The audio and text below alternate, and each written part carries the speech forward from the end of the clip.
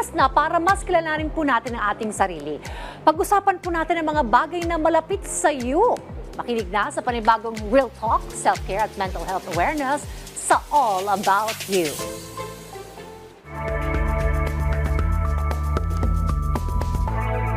Magandang araw! Ako nga pala si Rian Portuguese, your millennial psychologist, at welcome sa All About You, kung saan ito ang safe space mo at pag-uusapan natin ang tungkol sa'yo. Kamakailan lang nagkaroon tayo ng World Mental Health Day. Ginaganap ito every October 10, 2025. Every year, October 10.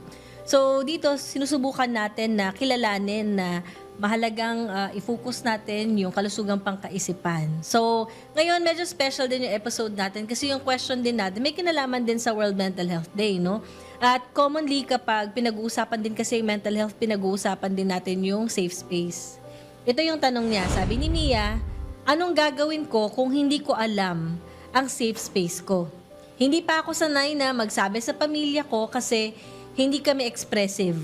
At nahihiya din naman ako sa ibang kaibigan ko. Ako ang madalas na nakikinig sa kanila. Madalas naman, nagsisimula talaga dapat tayo sa maliliit na steps or yung tinatawag nating micro step. Importante na subukan mong pakinggan yung sarili.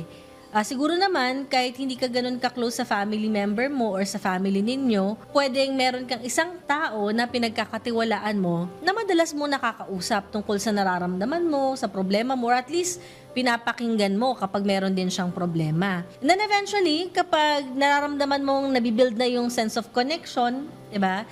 Importante din na bubuksan mo yung sarili mo ng kaunti doon sa iba pang mga tao na po pwedeng nakikinig din pala sa'yo, tapos hindi mo napapansin.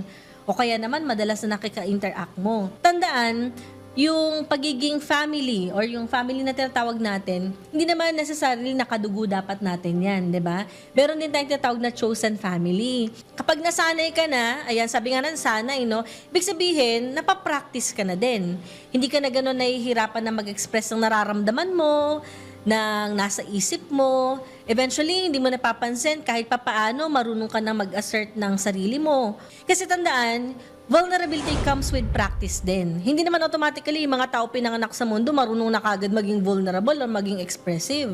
So tulad ng communication, 'di ba, katulad ng empathy at na iba pang mga skills, yung vulnerability or pag-express ng ating nararamdaman, pinapractice din siya. Then, syempre, kasama din dito, na-mention mo kanina sa sabi mong problema, madalas ikaw yung nakikinig.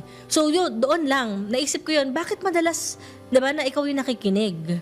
At bakit madalas na may mga tao na nag-open up sa'yo? So nafe-feel ko, baka ikaw safe space ka. Ngayon, yung reminder natin na pinakahuli dito, allow yourself to be helped. Kung ikaw yung tao na nakikinig, 'di ba, dun sa mga taong may problema, kaya mo din naman yung sarili mo na magsabi din naman ng problema. Ayan. So, maraming salamat sa question mo, Mia. Hopefully nakatulong talaga siya sa'yo. At kung meron ka din ganitong klaseng tanong, huwag niyong kalimutan na isend ito sa YMP Relations dito sa baba, no, na nakikita niyo sa screen. Yeah, so sa susunod muli, maraming salamat. Happy World Mental Health Month.